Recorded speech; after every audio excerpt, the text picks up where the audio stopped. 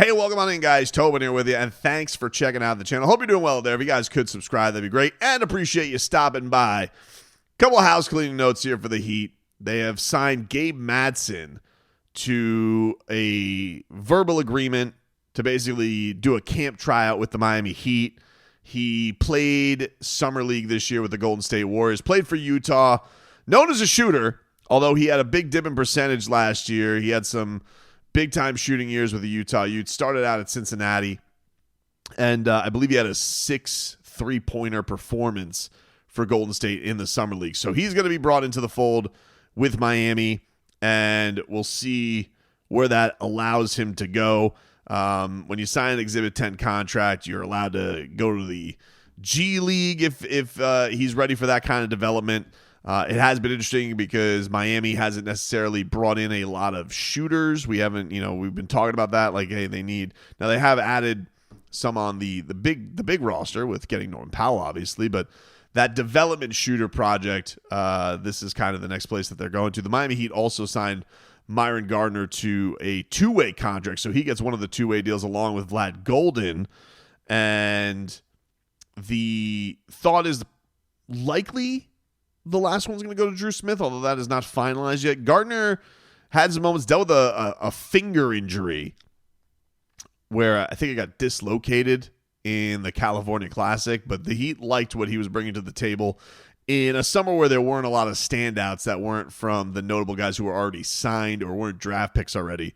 So we'll see what he can bring to the fold. But as far as Heat fodder is concerned, the latest from the rounds there's been strangely a lot of Terry Rozier rumblings that have been out there. Jake Fisher of the Steinline / Bleacher Report, he had thrown out there that there was a Marcus Smart, Terry Rozier talk between Washington and Miami that obviously never came to fruition because Marcus Smart ended up getting bought out. Then he went to the LA Lakers on the cheap skis, and I found that one interesting because I was like, well, are they who are they attaching to that deal? That one didn't make a ton of sense to me because, I was just looking at it. I'm like, well, where are we at with Marcus Smart? Where you look at the roster, you have Davion Mitchell. Now, I do know that the Heat have been interested in Marcus Smart in the past, but it felt like a weird one to me. I was like, eh. So I don't know where talks broke down. I don't know if it was a case where maybe, they were asking for picks from the Miami Heat, if they were trying to just get Terry off the books and move into a different direction. I don't know. But that was out there. And now the new thing that's out there when it comes to the Miami Heat is in regards to this King stuff is starting to bubble up again. The Kings and the Heat have kind of been circling each other all summer, and the Kings seem like the most likely destination for Jonathan Kuminga, who's been training down here in Miami. And we know that there were a lot of Heat Kuminga rumors to go forth, but there's a couple of things that are interesting with this. One, it's not a huge market for him. I think it's the Kings, and I want to say the Nets are the other team that have been most tied to Jonathan Kuminga. Before in the summer when it started, it was Miami and it was Chicago. Well, Chicago still got their own thing going on with Josh Giddey that they got to figure out. And then you got to figure out how much is Kuminga going to get. But it does feel like the reports this week where Kuminga doesn't want to go back to the Golden State Warriors. And the Golden State Warriors are trying to hold out for a ton on a sign and trade, which, they want picks, a young asset, punitive contracts, what everybody wants, right? Ultimately, what are they going to ultimately have to settle for to not have him on the team and make a stink? We'll find out. But the reason that this is interesting is there was some fodder around the Kings, which was that they have some kind of what they're calling a wink deal with DeMar DeRozan. And we know DeMar DeRozan in the Heat, it's been something that just, doesn't seem like this can go away anywhere. But according to reports out of this, it's more fodder. I don't even call it a report, but it's like that there's a DeMar DeRozan to Miami, and they would get Terry Rozier. So it would be Terry Rozier and second rounders, I guess is what they're saying. And again, a couple things with this that are weird to me, which is why I'm not like really sure I buy into it. One, I don't think the Heat are attaching any more assets to Terry Rozier for this. I don't think that this is going to be one of those things where the Heat, you already have a sunk cost in Terry Rozier. To now add more assets to Terry Rozier to get off of it when his contract is just going to expire, I really just don't see it unless you're getting like a piece that you feel thrilled about getting. And here's the thing with DeMar DeRozan. You've already gotten Norman Powell. You have Andrew Wiggins on this team. You have Tyler Hero on this team. You have Davion Mitchell on this team. You're going to have Nikola Jovic playing on this team. You would imagine Bam Adebayo is going to get some time with the ball in this team. Where is DeMar DeRozan's role with the Miami Heat that this would get kicked up anymore?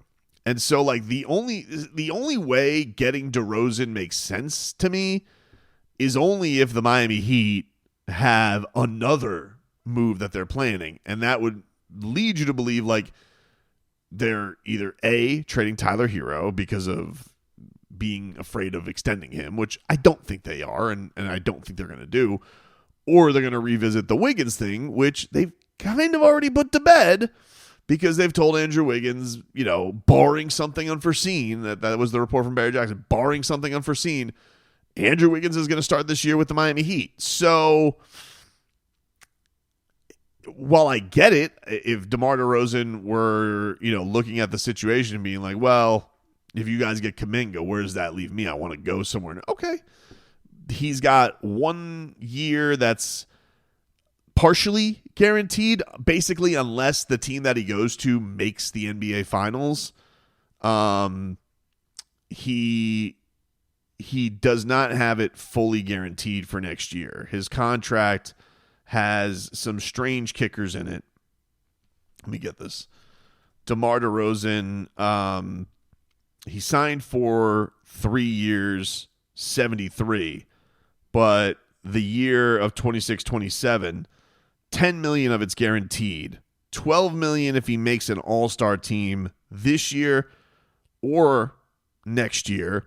14 if he makes an all-star this year and the next year.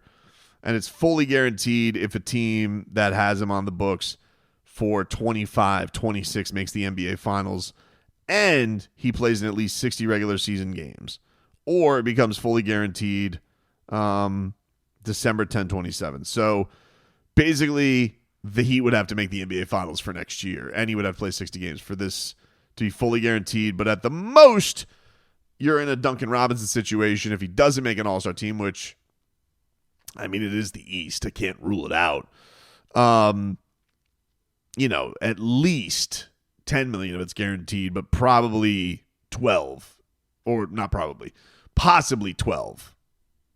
And so that's just something to keep note with his contract is, we know that the Heat want to kind of keep as much flexibility as possible. What for, we don't know yet, but that's where they want to keep themselves. They don't want to be lined up on the books too much. So I don't know, but I didn't really get the Marcus Smart thing. Because I felt like, my thought is with the Terry Rozier thing is like, I don't know how many people are going to truly believe in Terry Rozier to just flip it on with the injuries, with obvious, and this has nothing to even do with what's going on in the background. I just think that's one of those where it just feels for the Heat. They know they blew it. They know that the cost has already cost them. Unless there is a move that is good. My thing is, if I see the Heat move Terry Rozier and they added something to him, there better be like an all NBA move coming from it that they're like, we can't pass on this.